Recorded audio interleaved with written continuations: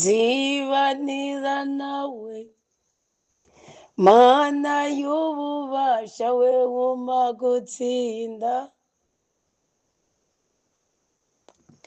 wiwuma inkomezi mu byo ncamwo byose ngo n'umuhamya ntusubize inyuma abakwemera ntusubize inyuma abagusanga nanjye ndaje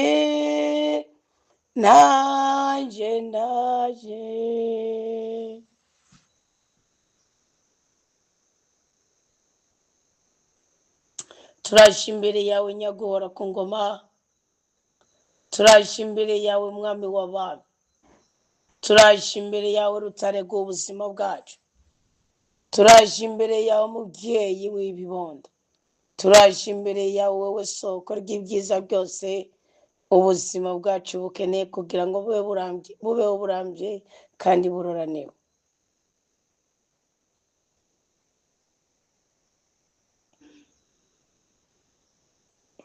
tuje kwiyegura twiyegurire ku gicaniro cyo mu ijuru turengutse nk'abasamura rw'ubwami bw'ijuru turi ingabo za Yesu Kristo koko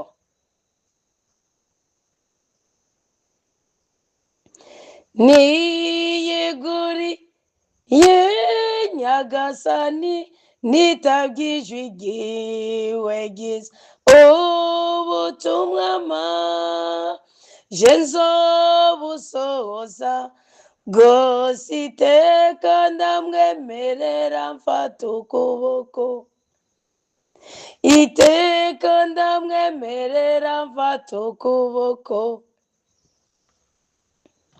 dawe wa twese ubyagiye mu ijuru turi imbere yawe mana turi imbere yawe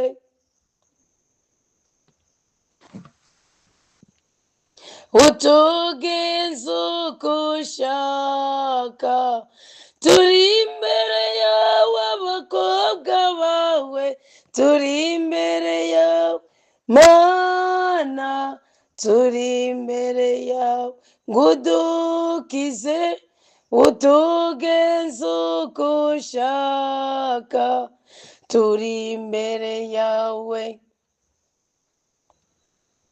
turi imbere yawe kuko turi abageni ba Yesu Kristo turi imbere yawe kuko twarejwe na mutima wawe mweranda turi imbere yawe kuko turabigishwa b'umwana wawe Yesu Kristo umwami wacu umukiza wacu ni umucunguzi w'ubuzima bwacu icyo twisabiye ni umugisha icyo twisabiye ni ukuzura nawe mukama icyo twisabiye ni imbabazi mbere y'uko twakira ikiganiro cyawe natwe mukama dusabye ngo ntuturabire mu bugito bwacu mukama tugusabye ngo tubonere urubavu rweranda rwa Yesu Kristo kuko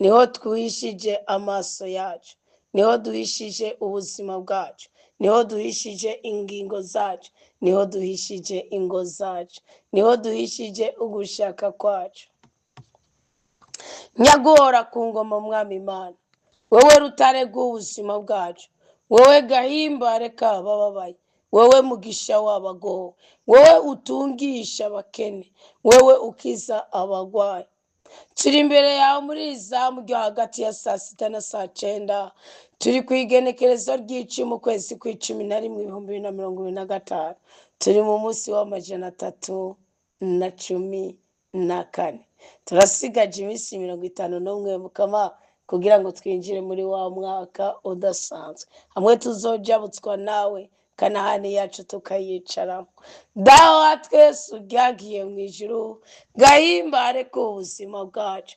Turaje kwitandukanya n'ikikubabaza cyose, turaje kwitandukanya n'igisuzuguza izina ryawe cyose. Turaje mwami w'abantu, turaje bugingo bwacu, turaje mutanga buzima, turaje mutananirwa w'Isirayeli, turaje mweranda w'ubuzima bwacu kugira ngo tugire beranda ubwoko bwawe, uduhumanure, uduteturure, udutere iteka, utunezereze. Nta rugingo na rumwe rwacu dusize. Kera twahora tuza gusenga tugasiga iminwa iriko iranyagirwa mu rusaku, siko biri. Twarasobanukiwe ko uri Imana itavuvudikira, udukeneye twese twuzuye, guhera ku mushatsi wacu, uruhanga rwacu, amaso yacu, ingohe zacu, amatwi yacu, amatama yacu, amazuru yacu, iminwa yacu, amenyo yacu, ururimi rwacu, imihogo yacu, igikiriza cyacu, ibitugu byacu, mukama eka ingingo zacu zose udukundire nyaguhora ku ngoma, tubidondagurire mu izina rya Yesu Kristo. Hose ugabe kandi uganze, hose uhagire igicaniro, hose uhagire ikirindiro, hose uhafate mbiri, ntihagire urugingo rwacu na rumwe rudakorerwamo n'ubutatu bweranda Imana imwe erudende. Birambwira ngo yari yari umuntu nkatwe arasenga, abuze imvura muri Isirayeli kugwa, kuko cyari cyo cyatuma abanyisirayeli batakaza ingingo itegeko ryawe. Mukama, natwe tugize umwete wo kuza gusenga kugira ngo dushobore gufata mirige byose bitubuza amahoro, dushobore gufata mirige byose byabujije abakobwa bacu kurongorwa, dushobore gufata mirige byose byabujije abasore bacu kuba intwari, dushobore gufata mirige byose byabujije igihugu cyacu gutera imbere mu kuri no mu bweranda, dushobore gufata mirige byose byangiriza umugabo n'umugore bakaryana batategereza kuryana, dushobore gufata mirige byose byaduteye tugahora ku musego. Ndaje kandi zananye umwete, nje gusenga nyagora ku ngoma kugira ngo nshobore gufata mirige byose byaduteje inyatsi mu biganza byacu. Ndaje kugira ngo nshobore gufata mirige byose byateje icangira ubwoko bwawe. Ndaje ngo mu izina rya Yesu Kristo twitandukanye n'abagome, twitandukanye n'abambuzi, twitandukanye n'abangushi. Buri cyo cyose cyozimye iki gicaniro cyacu, buri cyo cyose cyotuma imibavu yacu, ibyacumi byacu, amashikanwa yacu, utwigoro twacu, umwete wo kumva ijambo ry'Imana kwacu bitumvigwa, bitishugwa, bitamanura igisubizo cy'ibibazo bihanamiye ubuzima bwacu, turacyase nayo umurozi ari iruhande yacu, turamwase kandi turamwangirije, nayo umusuma, nayo umusambanyi, nayo uwatwimatanije nawe, nayo data yatubyaye, nayo mama yatubyaye, atubaha Imana umuvumo wo ukadukora ko, turamwase, turitandukanije nawe, nayo umubanyi, nayo umugenzi, nayo umukoresha, nayo umukozi, turamwase, turitandukanije nawe. Dutabare rutarega ubuzima bwacu, dutabare gahimbare ku buzima bwacu, dutabare mahoro yacu, dutabare bwenge na bwisikirwa bwacu, dutabare mugisha na mugwiza byacu, dutabare mwami Imana nyaguhora ku ngoma. Hari impamvu ndi kugusaba ngo dutabare muri iyi saa sita z'ijoro, hari impamvu ndi kugusaba ngo tube hafi. Dawa twese ubwagiye mu ijuru, Bibiliya yarasobanuriye, Bibiliya yaranyeretse ingene Isaka atigeze gupfukamira ntiyikanguye, kandi Isaka yari yarenganijwe, kandi Isaka yari yasuzuguwe, kandi Isaka yari yibwe. Isaka aratuza. One day umunsi umwe uramusanga uramubwira uti Isaka, ndi Imana ya so Burayimu, Isaka nzoguhezagira muri iki gihugu. Isaka yari kinege kandi yaramaze imyaka 20 atarabona urubyaro, kandi ari wabwirizwa kubyara abo bana wari warasezeraniye muri Burayimu. Witeka nyaguhora ku ngoma, wowe Mana mutananirwa, wowe mudasuzugu, wowe mudaheregwa, wewe mushobora byose, wewe Yehova Erijimbo, wewe Mana y'ubushobozi, wewe Yehova Shalom, wewe Yehova Adonai, wewe Yehova Nisi, wewe Yehova Rafa, wewe Yehova Erijimbo, wewe Yehova Yire, wewe Rahayilai. Uri Rohi, uri umwungere wacu, utubyagiza mu cyanya cy'ubwatsi butotaye, ngaha twahageze ubwoko bwawe, ngaha twahageze basamuragwa ubwami bwawe kandi bakiri kuri iyi si muri umwuka w'abazima.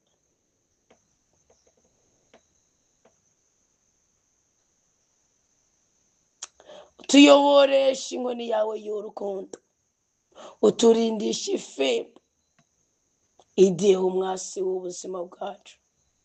Turi abahungu n'abakobwa, turi abagore n'abagabo,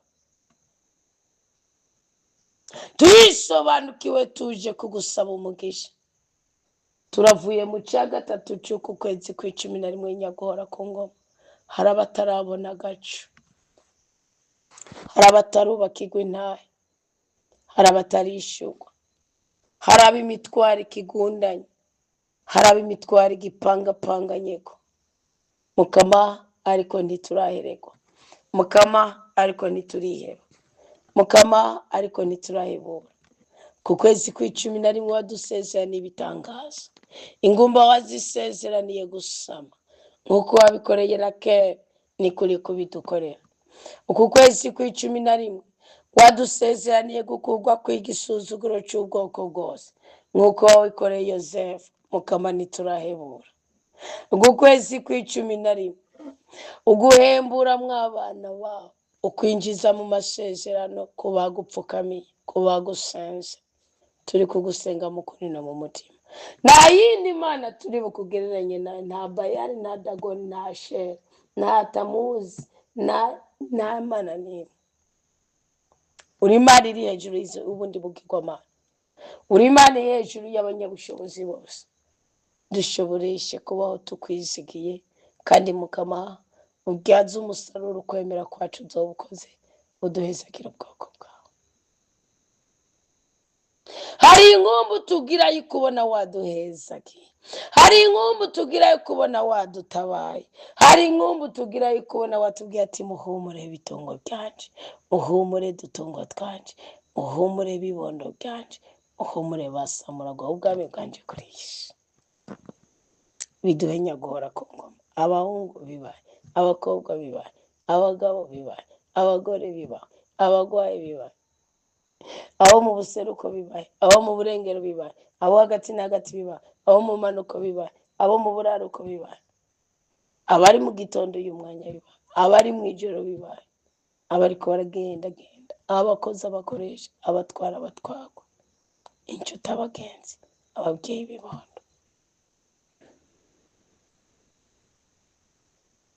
Yesu waduhaye uburenganzira bwo gusengera mu izina ryawe tugahabwa ibyo dukeneye byose. Turabe byiza kugira ngo uyu munsi wa mbere twinjiyemo tubyaze umusaruro amasengesho yacu. Iki gicaniro, uru ruhimbi, ni umwuka w'Imana yawutwoheje, ni we warutwigije. Dukundire turubyaze umusaruro, turubyaze umusaruro ahari icaniro haba igikundiro, turubyaze umusaruro ahari amahane haba amahoro, turubyaze umusaruro ahari agahinda haba agahimbare, turubyaze umusaruro ahari ubugumba haza ububyeyi, turubyaze umusaruro turabyisabiye. Tugomba guhakana ubukene, tugomba kwanka icyeyi, tugomba kwankiriza ibyankirije amarangamutima yacu. Duciye bugufi Yesu duhezagire, duciye bugufi ijambo ryawe rituyobore muri uwo mwanya. Dukugwe kwikizira, dukugwe kwiminaniro. Intambamyi yose yobuza igicaniro cyacu kwemerwa, intambamyi yose yotuma umubavu wacu utagera mu ijuru, Mukama turayanse kandi twitandukanije nawe uzabukoze.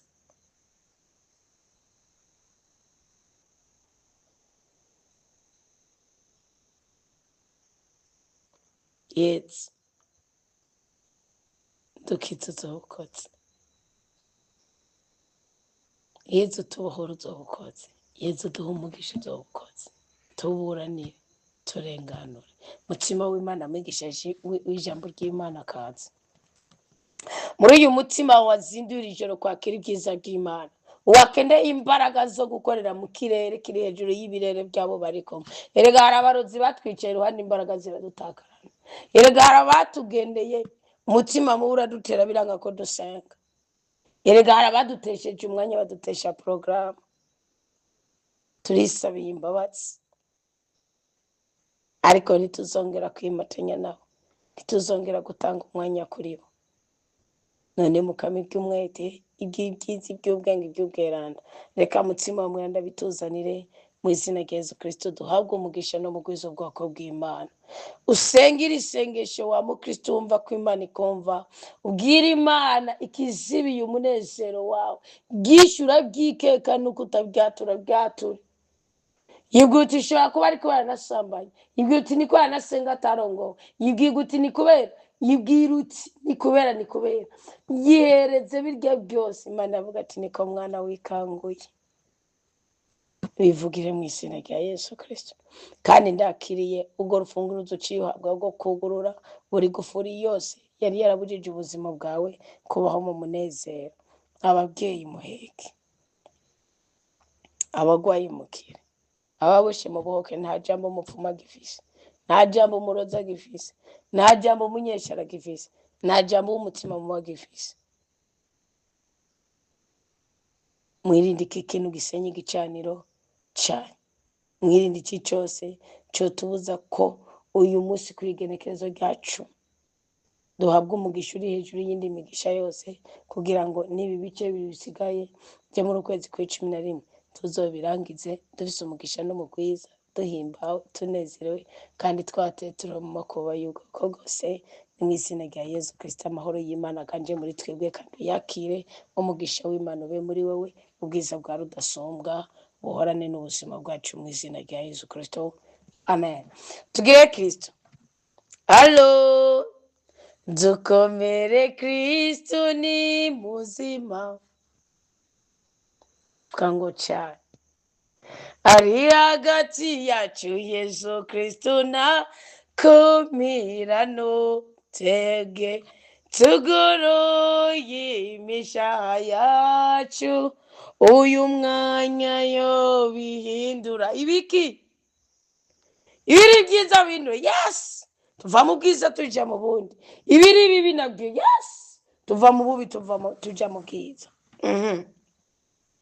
Uyu munsi rero nusanzwe abeshe nabwiye ko uyu munsi ubundi imihigo mwayize abahageze ko bavuga ati hagati na hagati turahageze kweli, aburi iminsi ngaho 5.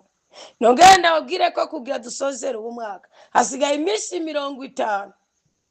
Mwibuke Yesu Kristo yazutse iminsi 50 n'ikisigaye ngo bari buzuye mutima mwiranda. Bisigura yuko ko uyu munsi dusigaje iminsi 51. Ibi bintu by'ijwi ry'ubuhanuzi mutaza mubisuzugura mw'abagabo n'abagore, mw'abakobwa n'abahungu. Halo, ntimuza mubisuzugura, ni mwikangure. Ikangura uvuga uti Imana, ukuzura mutima mweranda nuguhabwa ikintu gishaje, nukuba kuri iyi si, ariko kandi ufise anesthesi y'ukurinda amakuba y'ubwoko bwose mpaka ubuzima bwo mu ijuru bugaragarire muri wewe. Ereka ngo Imana iziraba umuntu ayitunganiye kugira ngo yubake ihema ryayo muri we. Yes, yes. Yama bavuze ngo tugaragara nk'abatari ariko turi, ngo tugaragara nk'abakene ariko dutungishije benshi. Kristo nawe ati mungura kwa tatari y'ibibanza byinshi ariyo n'amazu menshi y'abatariyo, nako ati ngiye kuyubaka. Hey, mugabo utuntu nyene utuntu, akameza nyene akameza, agatebe nyene agatebe, akabiro runaka byarakumenesheje ibanga kamukobwa we. Kutarago ngo byakumenesheje ibanga bigutuma ibyo ukora byose ubikora nabi. Yo yareka kinigi. Mwana w'isi yaravuze ngo igihe kirageze ngo iwacu bakumenye. Natwe igihe kirageze ngo data agaragaze ko dupfukama mu kuri no mu mutima. Halo, Rosine yitabye, ubundi yitabye, Imana ibahe umugisha. Dodora urumukiza twese duhurumbira, ibyiza byose tubikesha wewe. duha urukundo rutagira agahemo, hagati yacu haba amahoro. Umva, ingugarure abantu bazimiye, babone inzira y'ubuzima. Dosiraso kaze mwami Yesu, cibanire nawe, ngo dukiza akabi kose, maze uturyagizemwo amahoro. Aha niho tugiye kwinjirira. Murazi ko muri iyi minsi tugera tuganira ku bicaniro, akamaro ko kubaka uruhimbi rw'umukama, igicaniro cy'umukama. Ndeka gukoresha kenshi uruhimbi, niyo byanditse muri Bibiliya Eklezia Katolika. Mugabo ni ukuvuga benshi nibabyumva baca babizana mu idini, kavuga ati nyine yandita no kuri yagiye misa Christian yagezeye. Mugabo uvuze igicaniro, n'abasokuru bacana igicaniro bapfa kubona ko ari isazi, akabaho ibitutwa. Ni ukuri, kuko isazi zabuze amahoro. Ahantu hari isazi, ahantu hari ibitutwa, inka ntikamwe.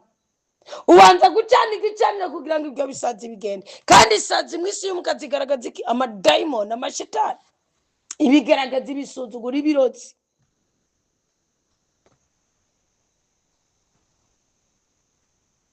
Rutoba isoko, hari ibitutwa, nimba hari ikirere kibi n'ibitutwa. Imvura igwa yogo, izuba ryakagiye kwaka, ukamenya uti mfise umutaka mpanganye n'izuba, ukamenya uti mfise umutaka mpanganye n'imvura.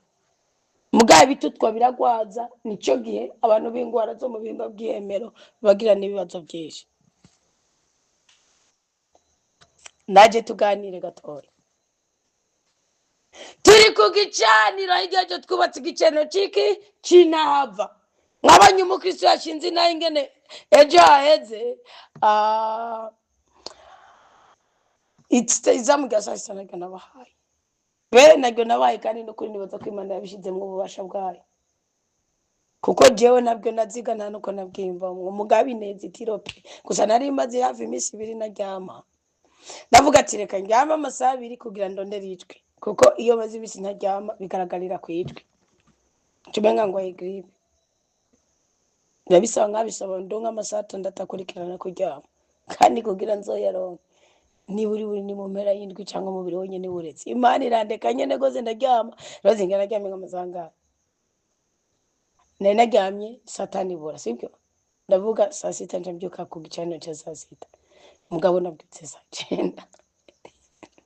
Nakuvuga saa 6 yari saa 7, saa 8, saa 9 amasaha. Nigakinjamo amasaha pari 6.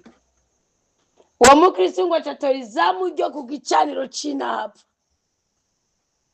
Nabwi iryo zamu ni mwarifuta mu telefone yanyu, muzoje kurondera muri YouTube. Uzorihindure titre ryandike ko ku gicaniro cinapfa. Uhindura ijambo ry'umutu, wandike igicaniro cinapfa. Uko nyene. Ni kuvuga rero mubona ko yatabari ngo yumva umenga ibyo bintu niyo bijamwe byo kuri YouTube. Ari ibintu mwadaditse imitima.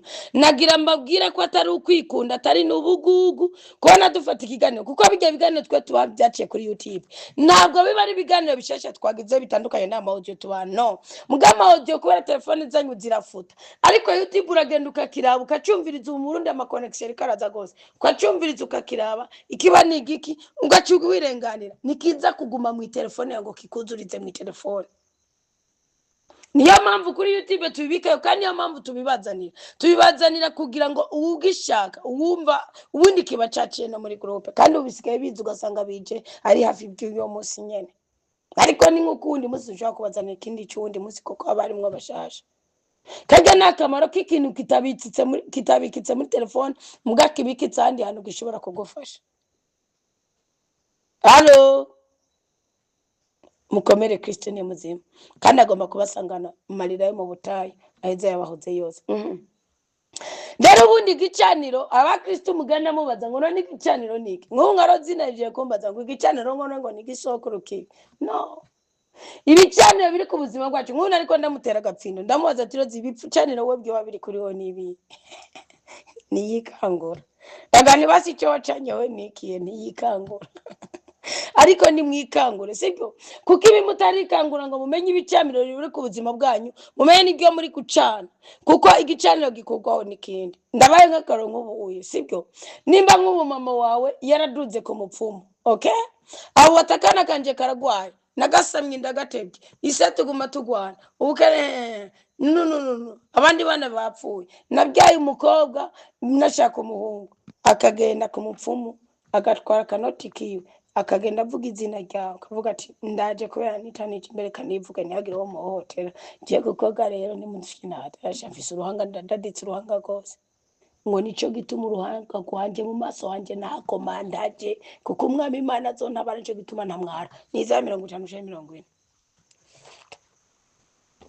aho ntababwire kana bandiko ndacumura nibaza ibicumuro ko bigoye gukora amarira ya Sara yavuyemo Isake ni 50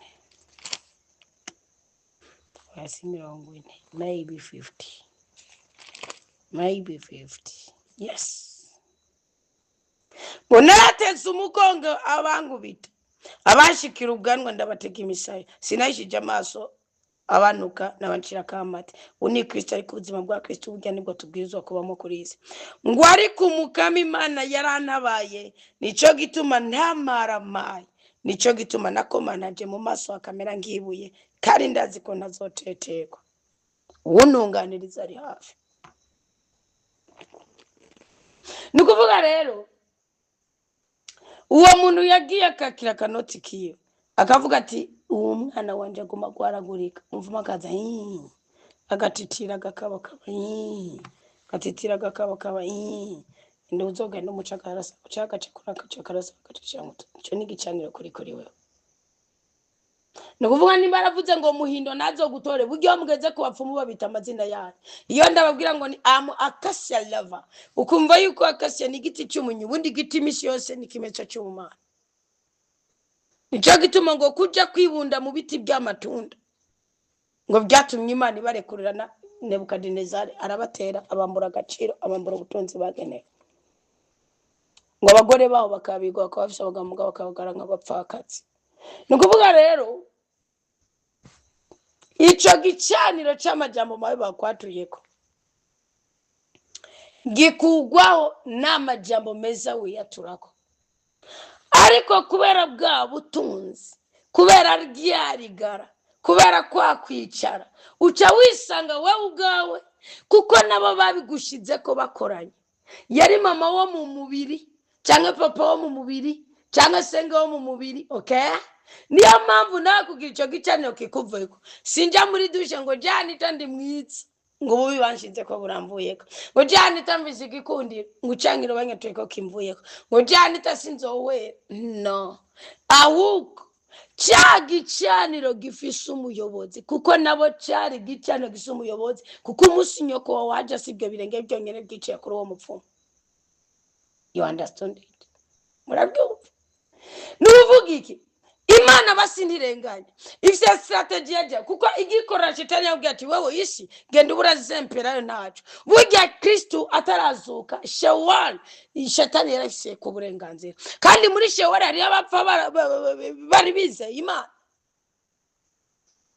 mugabo baje naco bakoresha mugabo Kristo agiye aravuga ati mamereza kuko warenganije umwana w'Imana burya Kristo arinze atambwa mwe muzi ngo hari ababaye bakiri muri umubiri gusa hari ababaye n'abantu bari baravuye mu mubiri bari barizeye Imana notama baburayimu notama baberi niyo mpamvu gwandiko ngo baravuga ngo amaraso yaberi yaguma ko minduru avuga ati nzohogwa ryari amaraso yaberi abera gabona ati jeko kabisha shetani sinayikoreye nazize ubusa nagiye gushikanira Imana akavuga ati none Imana uzodutabara ryari shetani komeza ati kuma ngaho muramaze kubona abadoriya ku muryango wagasha ati guma ngaho mugabo Kristo agiye ahinyutse ibyo byose amwaka urufunguruzo kuko shetani yarafite uburenganzira kuko cyari cyavuganye n'Imana tabazapfa bose uzoshiraho we gusa umunsi umwe nzogusobanura ndaguhereze burya uku kwisi tubaye rwafunururu no mu bapfuye niko byari bimeze kandi rero kintu idini kiriko kirabica gose eka ndabakarorero sibyo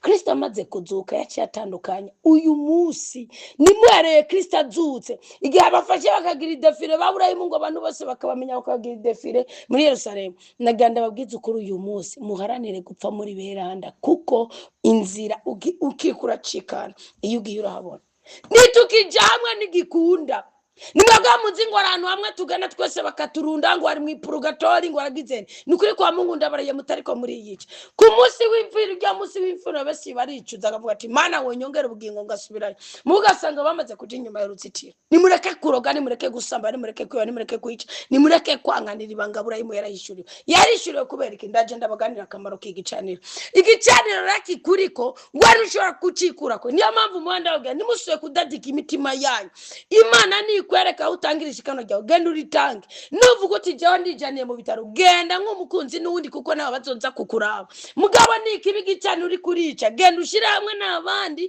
kuko ngo aho babiri canke batatu bakwaniye Imana ibira kati yabo ko kitavuze ngo mu muntu mba ndi muri we yabivuze mu indi sasa niwemera ukanyumvira ukagura umwe atavuze ndaza nibara muri wewe ukikora musaraba wawe ubanza kwakira iminaniro ukayikorera niza muri wewe mugabo kuba mu masengesho yacu naho babiri cyangwa batatu bakoraniye niyo mpamvu nubona igicaniro Uwiteka yacanye mu gihugu runaka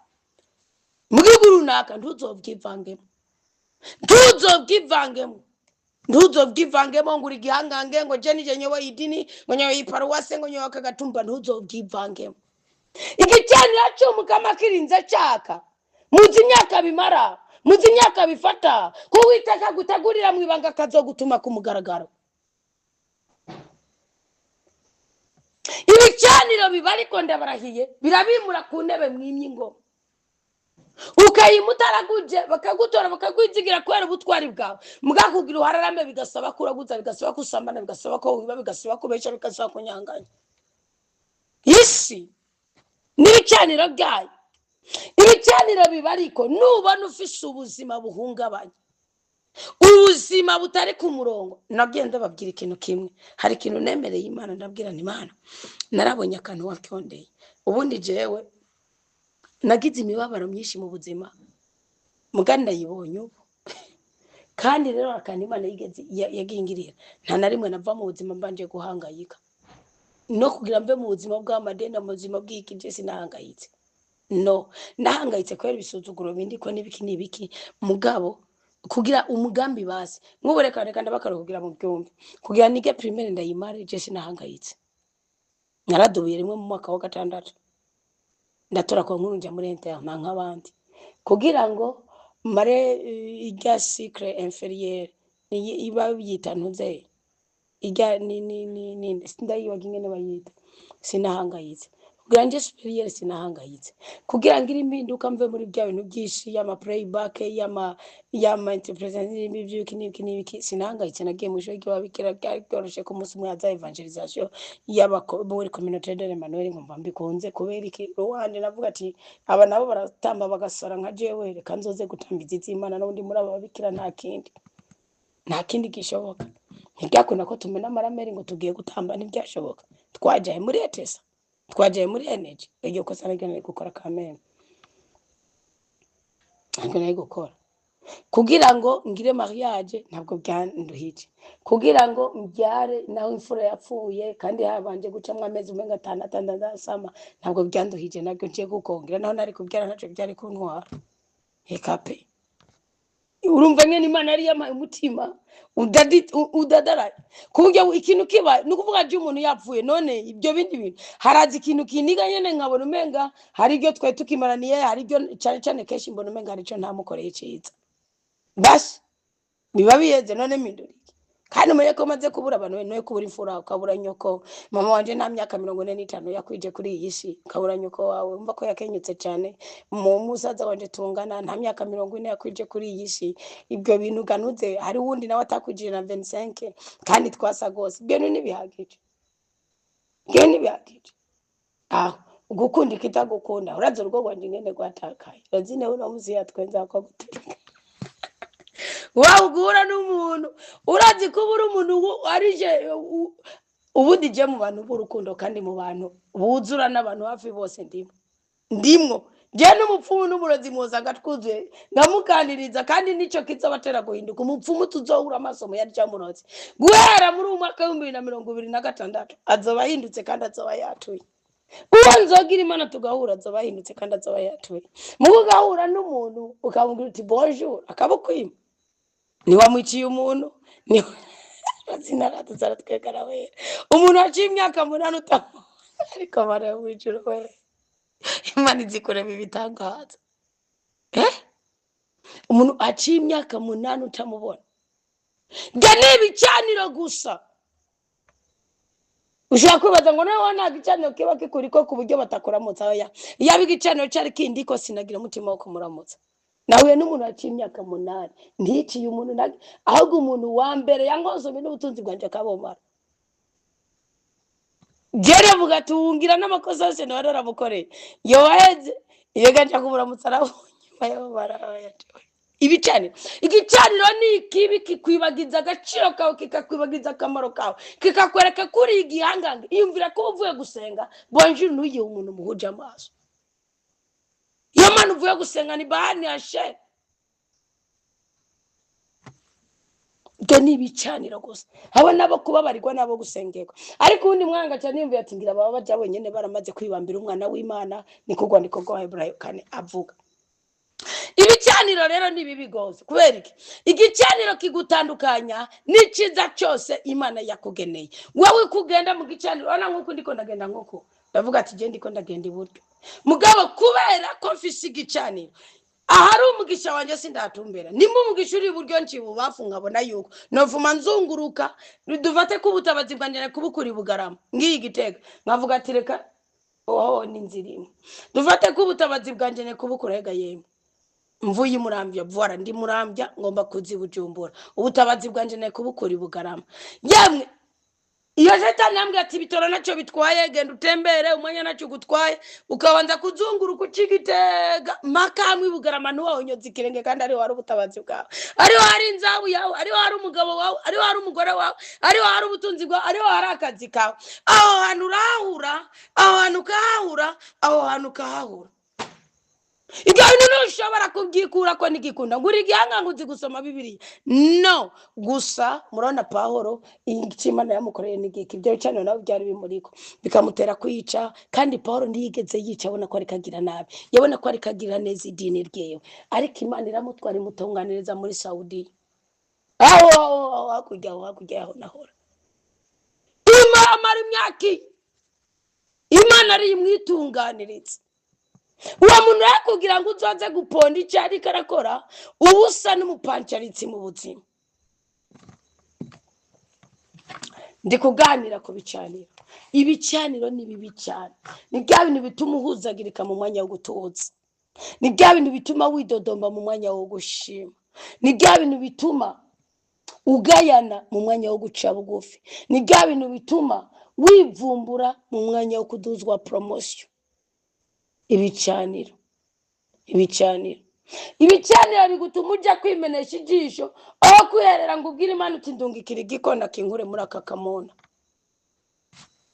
igabyo by'Imana arabimbohereka nawe bikobohora none rero iki gicaniro muri ko muracana cinava igicaniro bagishira kwiki igicaniro nigishobora kubura ku butunzi bwawe ntigikunda nta wundi mubavu woronga kuko ni ikintu kivuye mu mbaraga zawe ni ikintu uzakwibuka ko aricyo cyagutwaye ukavuga uti ujya munsi saa sita sinariye kuko hari umubavu nashaka gushaka gucanira ukavuga uti kijya gene narose umuriyoni mugabo nakoresheje 1900 kuko rero nashize icya 10 nk'umubavu umotera neza mukama maze ibisi mbiwaganira ko Nowa na Burahimu ariko impamvu mukwiye kwihutira impamvu mukwiye guhurumbira impamvu mukwiye kwitwararika gucana igicano kuza bwanyu mbese ninda cyane igicaniro ninda gicanirwa ninda cota ndagirana ubundi hari abantu Imana yatoye ngo bame mu ihema ryayo kandi bakore mu ihema ryayo.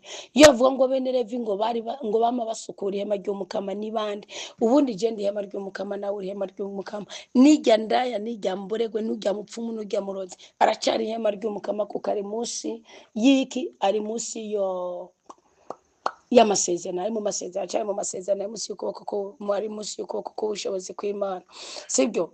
Ni ukuvuga rero gusukura niki, ni bamwe bahora imbere y'Imana. Ubwoko bwawe burakeneye iki, burakeneye iki, Imana ikabatuma ati nibagira iki, nibagira iki, nibagira iki. Iyo babigizemo umwete, ubigizemo umwete wese, Imana ntirobanura ku butoni, imugira umwene Levi. Muri icyo gihe Imana ikigusaba ikintu, iragusaba ati mwana wanje, kubera ko n'ubundi nzivuza uzonanirwa, uzogira iki, genda nawe unyereke guca bugufi, wubahe icyo nashinze. Muri icyo gihe ufise umwuka w'amahane, w'amadidane, uwo mujinya, igicaniro cyawe nticemerwa. Iyo uri kurasoma inyandiko za Yakobo urabona ibintu bishobora kugirane gutuma umuriro uzima. Igicaniro wacanye ukaba uri muri komera Kristo ni muzima, ukaba ufise izamu wamukurikiramo inyigisho, ukaba utanga ishikano utanga icyacumi, ariko iki kintu Yakobo yavuze kikazana amazi akaze kikarunda mu muriro wawe ukazima, igicaniro cyawe ntikigere cemerwa, bya bicaniro byose bikakugumako. Sindababwira ubwoko bw'ibicaniro kuko nshaka ko tuzobiganira tugeze mu bami ba mbere. Erega inyigisho z'igicaniro turacyaziganira, mwaza ngo tuzozimara. Oya, Bibiliya iravuga ngo ariko nimwaba mufise ishari rirura n'amahane mu mitima yanyu, nimureke kwirata n'ukubesha muhanyanga ukuri. Ntacyo ufise wanze nimba ufise ishari mu mutima wawe. Igicaniro cy'igisokuru kibi muracari kumwe. Igicaniro cy'igisokuru kibi komutere no. Igisokuru kibi hari igihe gikora ingeso, iyo ngeso ikagukurikirana uko nyine, ariko iyo uri mu musaruro w'ingeso kiba cyabaye igicaniro. Amakakano murakumvise. Igisokuru nk'ubu sokuru yarasambanye, sibyo? Yarasambanye. Muri kwa gusambana bishoboka ko nanje umwana wa gatatu wa kane wa gatanu umwuzukuru zuki nawe yongera ko umusambanyi. Mugabo niyo utabaye umusambanyi ushaka kugira icyo gicaniro cy'ubusambanyi, ugahora urwana n'uwo mwuka, ukawunesha ntusambane n'umuntu mwapatanye cyangwa mwumvikanye. Mugabo umunsi umwe ugorobeje mu rubanza ukisanga wasambanye, mutanapatanye mutabyumvikanye, urumva kuguhenda gusa ukaba wagiye kandi atari umwuga wabigize. Kubera icyo gicaniro kiri kuri wewe, bwayimuga vuga uti nihagaze ko noneho nkozwe n'isoni, bikaza bikagusambaniriza he mu ndoto. Kubera igicaniro nibiba bisaba kuvuga ngo mana mbora ubusambanye, no, biba bisaba kugenda ku gicaniro, kuko umwari ari umusambanyi yaratanga ishikanwa ngo umugore yasambanije arera umwana cyangwa kure y'inda cyangwa giriki, yaratanga ishikanwa. Wa muvumo wagufashe nturagera kuri iyo stade, mugakugira cya gicaniro kikuve ko biri ngombwa. Ugenda ubwira Imana uti ngibi bintu hije, nanze ibyo nari kurya, ibyo nari kunwa, ibyo nari kurondera mwabagenzi, ndabishize ku gicaniro cyawe. Ndagusabye mu izina rya Yesu Kristo, iyi jini yatongerewe ku buzima bwanje, ikanteza gusambana no kwisambanya, ikanteza kwamana inyota kuborego, igihe cyose nkabakabye amafaranga nta kindi nipfuza, nta kindi ngira, ikanteza guhora kwa muganga namana amagara make, ibitugu byanje, amaso yanje, amaguru yanje, ibiki Imana nguyu umubavu mota neza nishisha tani yanongerewe mu zabukoze.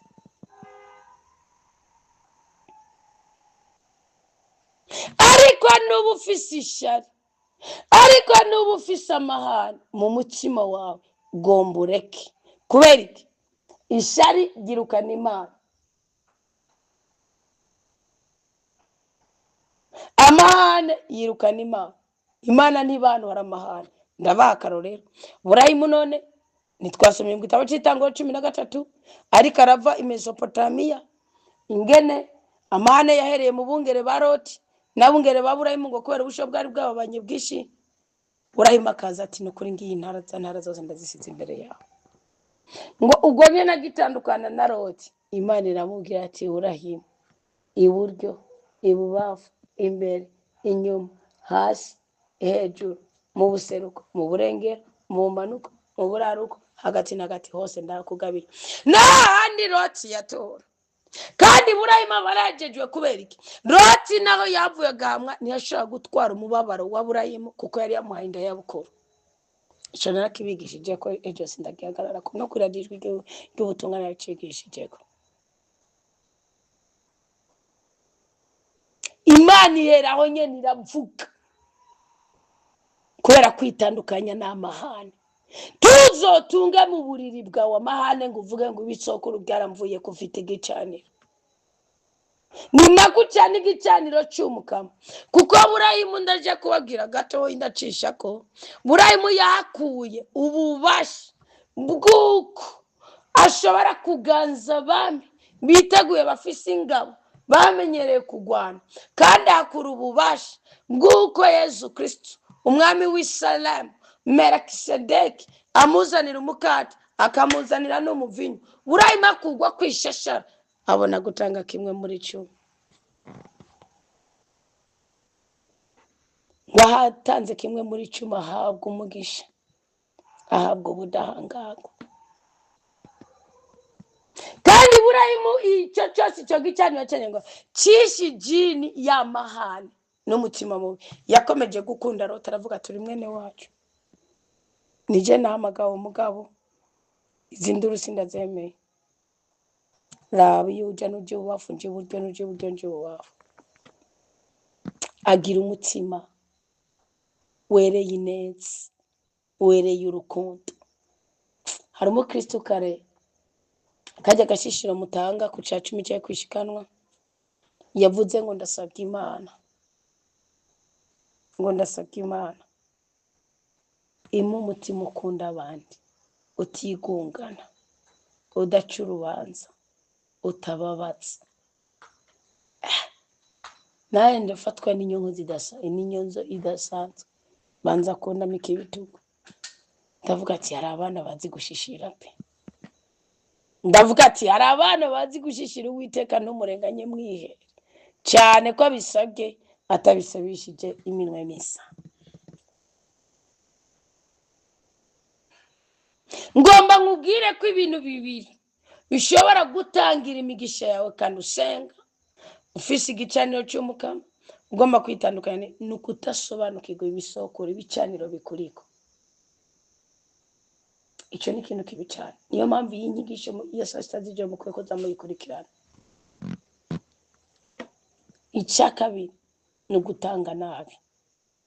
Ndabwira gutanga nabi cyari cyo. Nibaza ko hari abakristo mufise imivumo yo gutanga nabi. Hari n'umukristo yakibajije arabaza ngo namwishyuye umenga ndi ku radiyo ijwi ry'ubutungane, arabaza ngo Anita ngo sindi hafi, sindi mu Burundi, ngo igihe cyose ari ngo cya 10 ngo ndungikana umugeze wanje 50,000. Ngo nenda gitanga nabi cyenda gitanga neza. Ndamubwira ugitanga neza mu gihe uhembwa 500. Namba udahembwa 500 aho uhembwa 20,000 cyangwa 100, utanga menshi ugitanga nabi. Icya 10 ntikiba cishi, ntikiba gikeye. Icya 10 ni cya 10.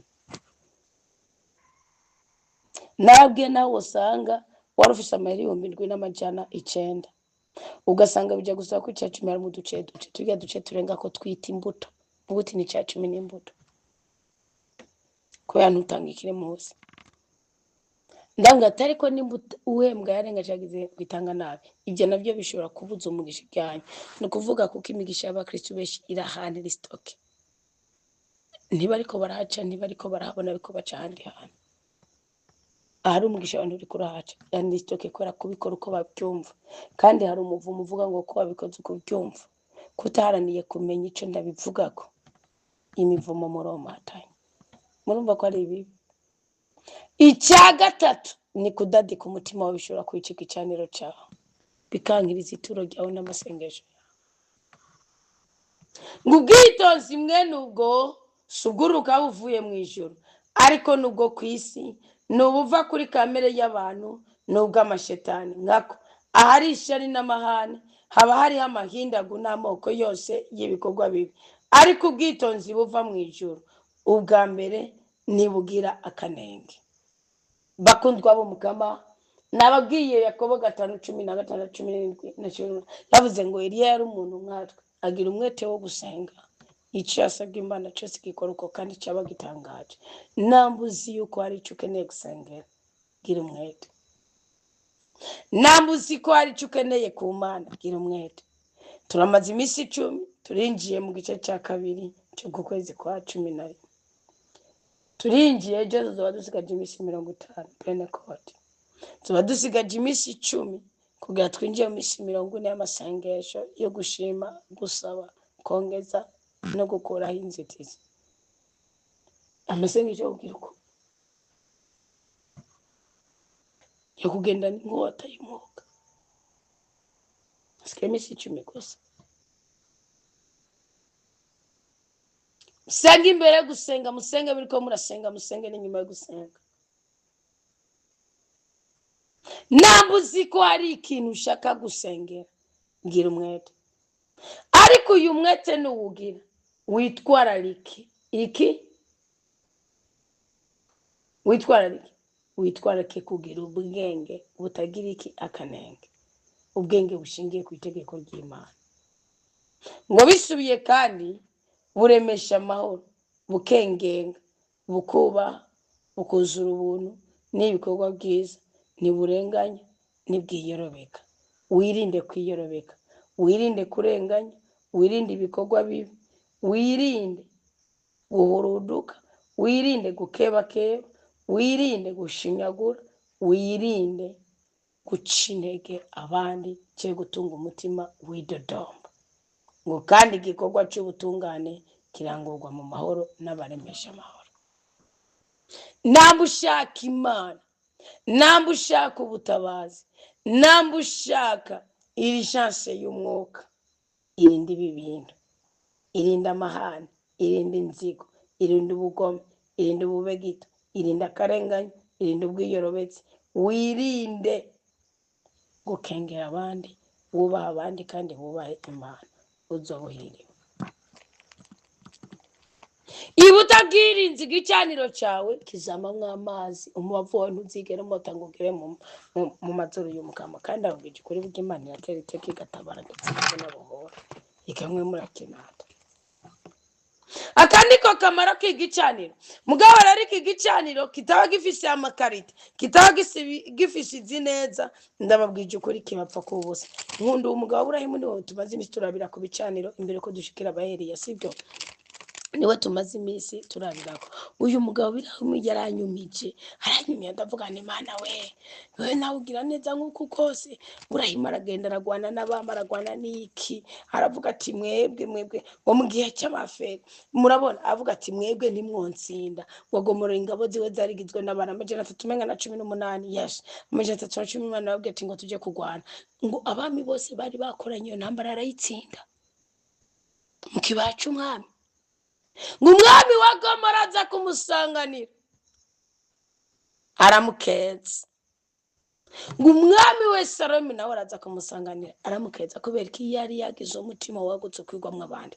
Yakiriye amakuru ya Loti ko yanyazwe, yakira amakuru ya Loti ko yibwe, yakira amakuru ya Loti ko intambara yabaye muri Sodoma na Gomora, abami bakiyunga bakagwana, Loti agacenyagwa kandi agafatwa mpiri. Aburahamu ntiyatekana. Murazanu yari yicaye hantu ya prefera kwicara munsi ya cya giti cy'ama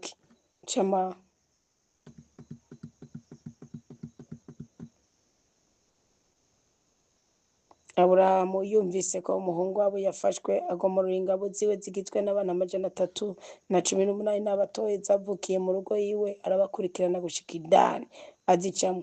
Yabamugiye musi y'igiti cyitwa ngwiki ngenda kirara. Yari yagiye gucana cya gicaniro, yaragiye kugira isengesho ku gicaniro yacanye.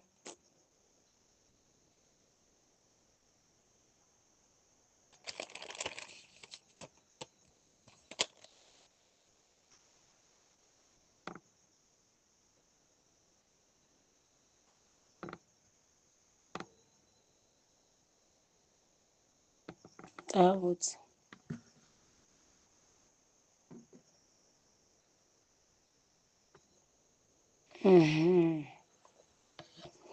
ngo avuye kuri urwo rugamba sibyo umwami w'i Sodoma aza kumusanganira atabarutse ahejeje gutsinda Kedorihomeri n'abandi bami bari kumwe mu kiyaya ca Shave arico kiyaya c'umwami Yesu. Melikisedeki nawe umwami wa Salemu akaba yari umuherezankuka w'Imana rudasumbwa.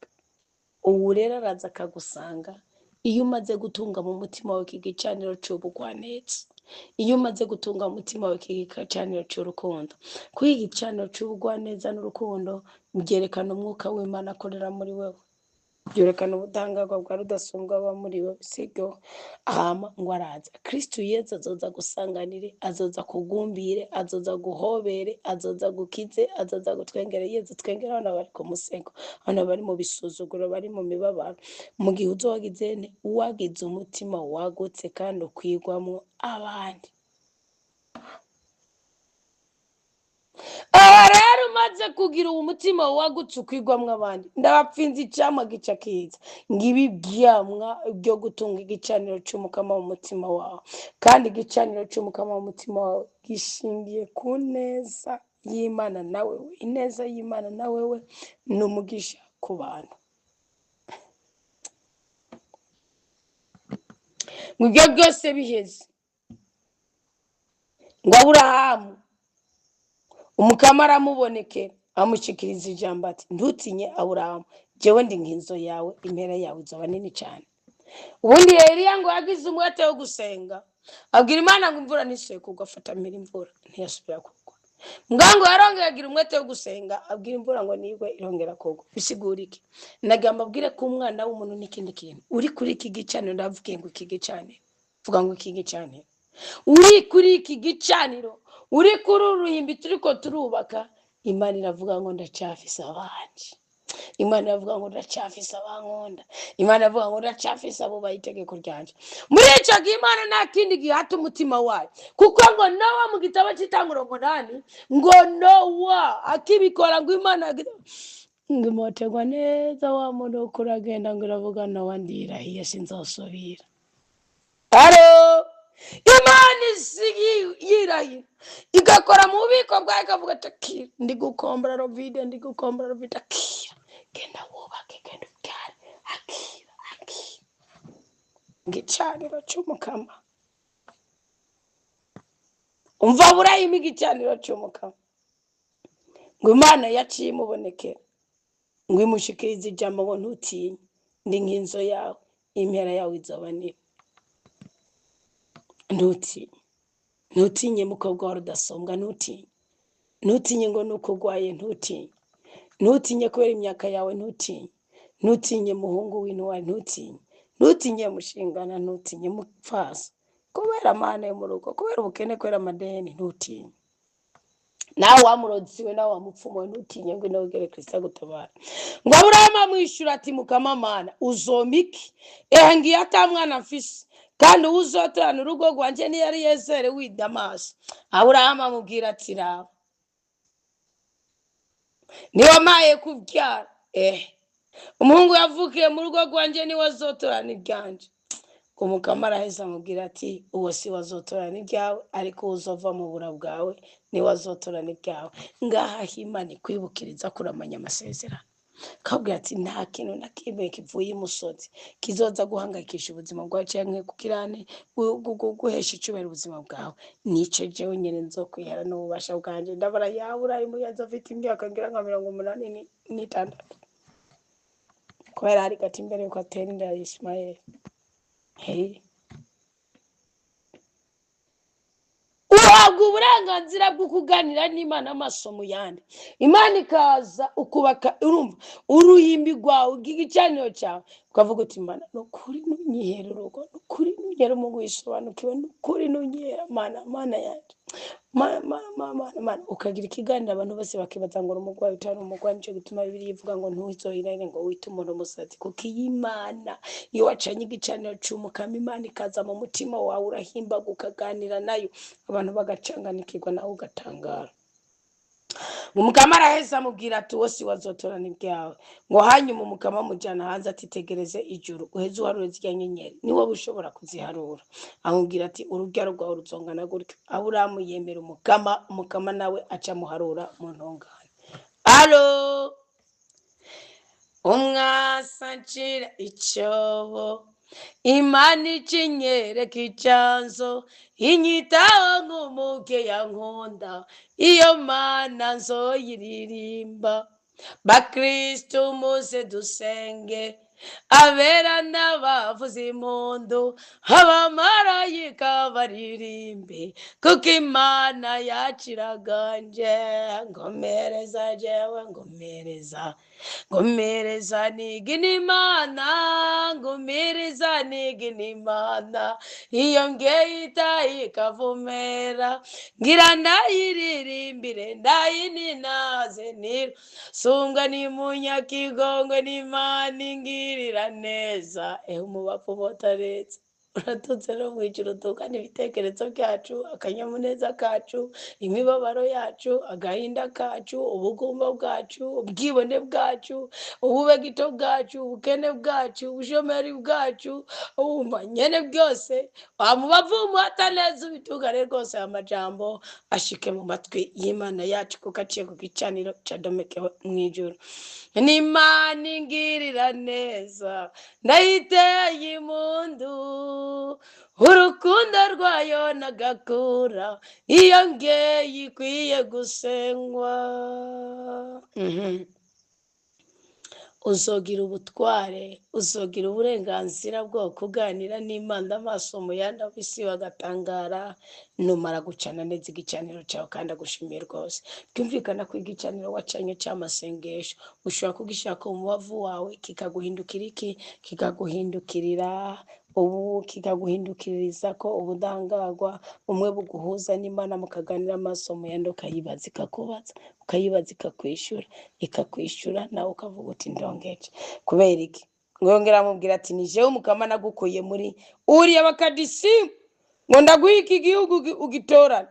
Avuga ati mukama Mana none nzomenyeshwa n'iki ko nzogitorana ntujyanirane saba Imana ikimenyetso. Alo aha niho tugejeje saba Imana ikimenyetso ndabapfinze ikimenyetso Imana yahaye Burayimu. Murumva Burayimu abwiye Imana ati urabinyemereye koko ndazi kuri Imana itabesha. Ndabyibuka kuri sogokuru Nowa ko yamaze imyaka 120 abazi ikintu kandi ukarukugishikanya ugishikije none n'igiki kizobinyemeza nyakora ku ngoma n'igiki kizonyemeza yuko jewe no kurutazompenda.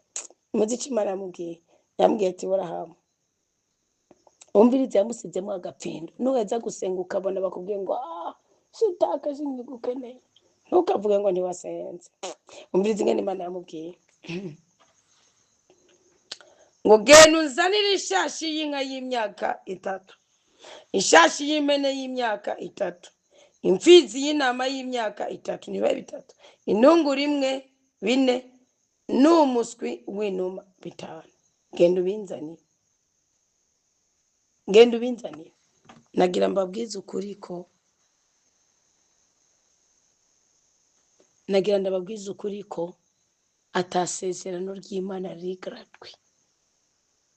Mushaka kumbwira ngo yaye ngo cyose ngo cyuzuriye ngo muri Yesu Kristo ngo byarakwiye ngo twebwe nyine ngo twereje neza ngo inkuka ya misa bakaba mese dogarizo ngo reka mbabwire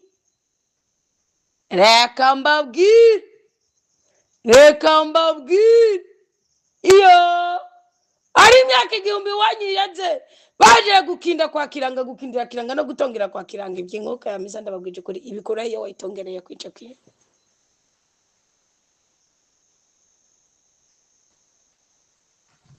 Ndababwije kuri honyine vuga ngo honyine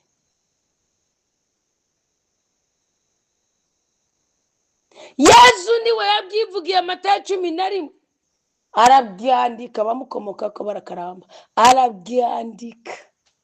Matayo aravuga ngo iki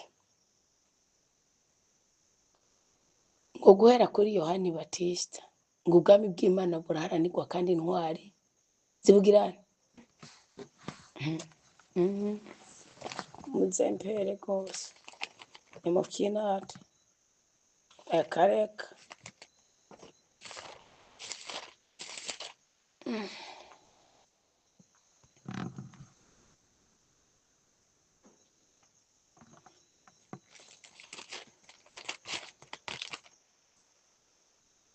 Ni ukuri ndabibabwiye, mubabwiwe n'abantu ntawe uboneka asumba Yohani Batista. Usi Yezu Kristo si ubwuzure bushasha. Ni Matayo 11 umurongo wa 11 nyene. Ngo ariko umuto mu bwami bw'ijuru aramuruta. Muzi umuto mu bwami bw'ijuru arinde? Ni wabonye Kristo. Yohani Batista umuto mu bwami bw'ijuru ni wacunguwe n'amaraso ya Kristo. Yes of course. Kuko Yohani Batista yapfuye imbere ya Kristo, hacunguwe abakihari. Cyo gituma Yuda ariho n'umukristo bagiye ngo mbega ngo Yuda mengani mu misa sinzi bahimbaza umweranda Yuda, aravuga ati iyo bari Yuda uje canke iki, ariko bavuga Yuda w'Iskariyoti, ariko bavuga Yuda wa Yohana, amazina yo mu banuze, ariko nujyaga ntimuzomucira urubanza. Oya, muri Bibiliya ari ikigabane kimwe ca Yuda nzokibigisha ko ndiko nigisha umugabo w'intwara.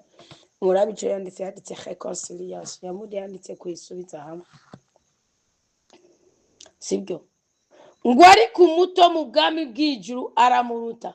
Nuwemera Kristo ko ari umwami, umukiza n'umucunguzi. Ko Yohani Batista mwibuka yuko bamuciye umutwe yakekereje.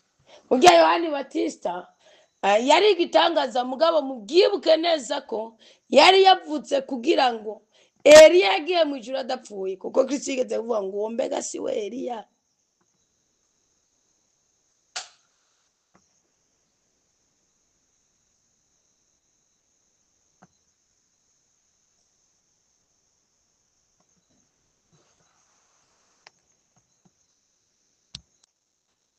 Aravuga ngo abumva nibumve. Ubu niwe Yohani Batista yabwirizwa, niwe Eliya yabwirizwa kuzogaruka. Murazi ko Yohani Batista aja gucibwa umutwe na Herode, ngo atumye abigishwa biyungana mu mumbarizi, tiyo bari wewe cyangwa arindira uwundi. Arakekeranya. Kristo Yezu amwishura ati genda mubwire ngo impumyi zirabona, ibimuga biratambuka. Ibyo birahagije ko bari Mesiya yaje utihenze. Aracibwa umutwe aragenda. Ubundi gucibwa umutwe ni iki? Ni gukugwa kwicubahiro. Eliya murazi ko yari yawe icubahiro kitagenewe uwo bwawe n'umugore ukiri muri uwo mubiri wowe, kuduga n'amagari hejuru, amagara akaza akamutora. Rero Yohani Batista ngo ntawe uraboneka asumba Yohani Batista, ariko umuto mu bwami bw'ijuru aramuruta. Ubwami bw'ijuru ni iki? Ni ahantu hari amahoro, hari ibyiza, hari ibyishimo. Mwamwe bwo muca mwumva ngo ni umuto mu ijuru mu bapfuye. No, mu muto mu bwami bw'ijuru ni ukiri mu bubasha bwo kwezwa n'amaraso ya Yesu Kristo. Ko Kristo yagiye kubambwa ku musaraba i Golgotha, Yohani Batista zarapfuye. Yohani Batista novata ko ari nkawe yabaye umuhererezi mu bande, mu bantu bari bemera Imana. Reka mbibabwire uko. Urabona nk'ubu ngo guhera kuri Abeli, ubona ko yaciye aja muri Shewoli. Nyuma Abeli hapfuye nde ba Metusela, yarapfa ba benshi, ba Nowa, bande batera bande benshi. Ko Tera yapfuye emera Imana ya Aburahimu. Benshi barapfa bubaha Imana batayubaha, barapfa bakaba mu kinzu kimwe ibimba bitandukanye. Okay, bitandukanye no ngupfuye baramubwira ati Mesiya ntaraza ngo ibi bintu bihere. Abera akabaza ati Aburahimu akabaza ati Yohani Batista ngo nababwiye ati je namwiboneye, mutegereze gato. Aheza gucungura kwisavuga ati byose birarangiye, agenda mu kuzimu. Avuga ati shetani nzana, imfunguro uzozana. Hagari ico gituma mwabona ubushetani buza musimusa ngo nimbura umwana w'Imana ni wikorora. Ngo wikure ngakora umusaraba. Yarabishobora.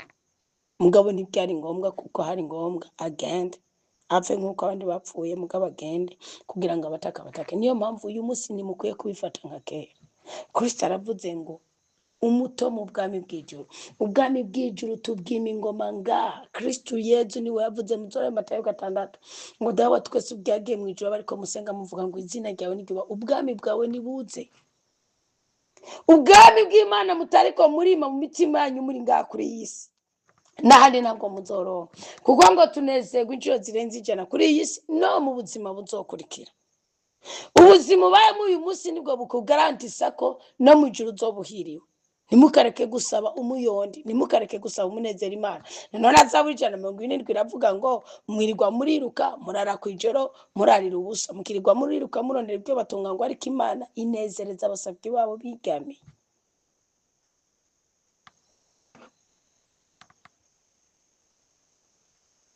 Kuvana mu misi ya Yohani Batista gushika ubu, ubwami bw'ijuru buragwanirwa kandi intwari nizo zibutahira. Ubaka igicaniro, ubaka uruhimbi. Kukaba nkako abahanuzi bose n'itegeko byagarukiye kuri Yohani Batista. Nimwe abamushaka kubyumva, uwo niwe Eliya ategereza kugaruka. Uvise amatwi niyumva. Ubundi usibye Henoki azoza kuba nka temwa. Abandi bose babwirizwa gupfa umubiri ugatandukana n'ubugingo, ugatandukana n'umushaho ugasubira kuwa utowe umubiri ugasubira iyo wabombwe upfa. Ubu nibwo budahangagwa, ubu nibwo butare tugendana, ibindi byose ni uruhendo. Urahamu rero Imana iramubwira ati nzanira. Urahima abaza Imana ngo niki kizonyereka yuko ibyo usezeranye uzobima. Urahimu Imana iramubwira ngo Burahimu nta kindi kimenyetso, nzanira igitambo. Ikimenyetso cy'uko uzohagarara mu masezerano yawe, ubaka uruhimbi rw'Imana. Ikimenyetso cy'uko uzohabwa umugisha, ubaka uruhimbi rw'Imana. Ikimenyetso cy'uko uzorambira mu migisha yawe. None singibi Imana bivuze ni mu gitabo cy'Itanguriro 15 nshuti zanje.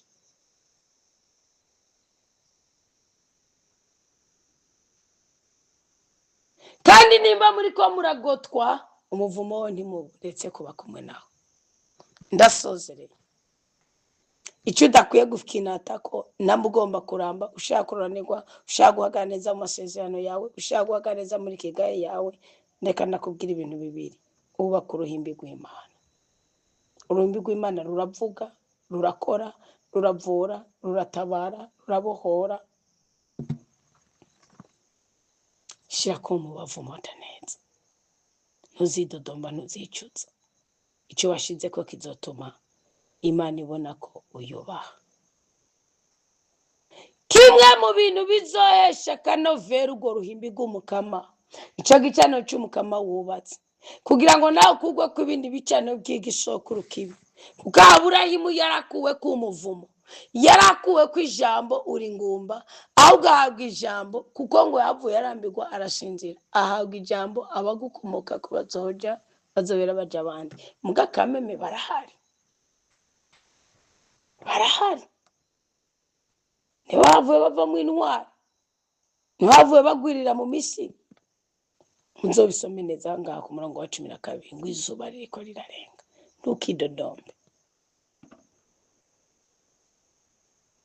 Kimwe mu bintu bizotuma Imana ikwishimira ikaganira nawe amaso mu yandi, igatangaza umutima wawe mu kuguhozagaza mu bwiza byawe, niribangirira. Gira umutima wagutse ukwirwa mu abandi. Nico cyuguruye ikirere simusiga ca Burahimu. Iruhande y'ibicaniro ducana, ugurura umutima wawe ukunde n'abadakondetse. Uha amazi abayakwimye. Kuvuga nabi siko kuzogutuma wemerwa, ariko kuvuga neza nawe utobabwiwe neza kuzotuma Imana ikugwanirira. Icya kabiri, irinda amahane, irinda agacinyizo, irinda ishari, irinda inzigo, kuko aho hantu Imana irahahunga. Umubavu wawe ntuzozana Imana ukiri umunyamahane, ukiri umunyeshari. Turagushimiye cyane Nyagora ku ngoma kuri uyu mwanya mwiza tumaranye nawe ubwoko bwawe. Muri izamu rya 6 na 9, ryo hagati ya 6 na 9, iki gicaniro cya 6, wahemburiye imitima yacu, uratubwiye ati gira ubugwaneza, mugira umutima wagutse ukwirwamwo abandi. waduhishuriye amabanga y'uko dukwiye gushyiramo ubutwari, tugahurumbira, tugacana igicaniro, tukakubakira uruhimbi kugira ngo uvugireho, ukorereho kandi ugaragarizeho ubumana bwawe. Mukamaganira n'imitima yacu. Turatahuye ko intwara arizo zironka zigabana iby'ubwami bw'ijuru, iby'amahoro, iby'ibyiza, iby'igikundiro, iby'ibyishimo, iby'urubyaro, iby'ukuramba, iby'ukuranirwa, iby'amagara meza ngo bihabwe intwari. Tuje natwe gushoramo umwete n'umutahe, ntituzokuryarya kimwe muri 10 mu byo uzoduha, ariko natwe dukure ku bicaniro byatumye tutemerwa, bituma tutarongora, bituma tutarongorwa, bituma tutabyara, bituma tutabyaza umusaruro ingufu zacu, bituma tudahimbagwa mu buzima bwacu. Tugire neza dukure ku ibyo bicaniro nyaguhora ku ngoma. Natwe twitandukanije n'ishyari kuko ni ribi, twitandukanije n'inzigo, twitandukanije n'imibabaro, twitandukanije n'agahinda, twitandukanije n'ubucokoranyi bwose bw'umwasi. Duha umugisha, duha umugwiza kuko turi ubwoko bwawe. Amaraso ya Kristo nadushire ku ikimenyetso cy'ubudahangarwa, tubohokere gutabagwa, tubohokere gusimbasimba, tubohokere kunamuka, tubohokere kubyara no guheka, tubohokere gukunda no gukundwa, tubohokere kurondera no kuronka, tubohokere kuramba no kuroranirwa. Mutima w'Imana, mwigisha w'ijambo ry'Imana, komeza ubibe, komeza uvomerere, komeza ubagarire, komeza wamifye ibyamwa, maze muri Eklezia umuryango w'Abakristo bari ku mpande zine z'isi, cyane cyane abarundi n'abarundikazi, tubone kugaragara nk'abadasanzwe kandi twabwiyeho n'abasanzwe tukavukira ahasanzwe, kuko rero ari nta jambo Imana ivuga maze ngo rihere. Mukama turakira imigisha yose n'imihezagiro ugiye kuduhera muri iki gice cya kabiri cy'ukwezi kwa 11, kandi turaguhereje amashimwe kuri buri kintu kimwe cyose waduhaye kuvana tugiterizwa mu nda z'ababyeyi batubibarutse gushika n'uyu munsi, ko turi bazima ku bwawe. Mukamanza manda kuririmba iminsi yose y'ubuzima bwanje, samashimagiza izina ryawe kuko atawunda wanye nawe Mana, kuko ibyiza wamundosa Mana ni byinshi cyane ntako nobivuga, kuko iteka waneye Mana risumba yandi mateka yose. Nzamama imbaza Imana yanje, shemeza izina ryayo rudasumbwa, ibiremwa byose yiremeye ntibizotangwa kuyishimagiza. Ego majuru musamirizi mundu, abana bayo bayiririmbire, inyamaswa ziyitambire, biyaga imisozi byiyereke n'umutima.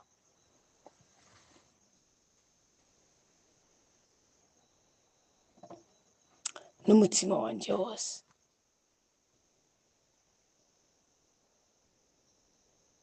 n'ubwenge bwanjye bwose.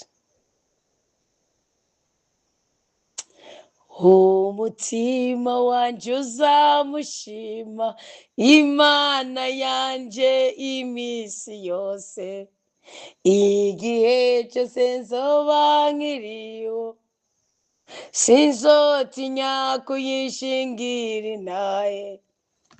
Umutima wanjye ntuzoreka gushima ubwiza n'ubuntu bw'Imana, ururimi rwanjye ruzama ruyaga ishimwe ry'Imana yanjye. Jewe na wewe nzohaguruka maze ndirimbire Imana, jewe nzohaguruka maze ndirimbire Imana, nambe niyereke ndayiririmbe rirenge, ndayiyage kuko irahambaye, nta yindi Mana ihwanye nayo. Urakoze Mukama, duhezagire, tugirire neza, turinde akabi n'akabibi, udutyorore kubw'ububasha bwa Data n'ubushobozi bwa mwana n'ubudahangarwa bwa mutima w'Imana akorera muri twebwe ubwoko bw'Imana. Amen, amen, aleluya. Imana iduhe umugisha twese mu izina rya Yesu Kristo. Mwarahezakiwe.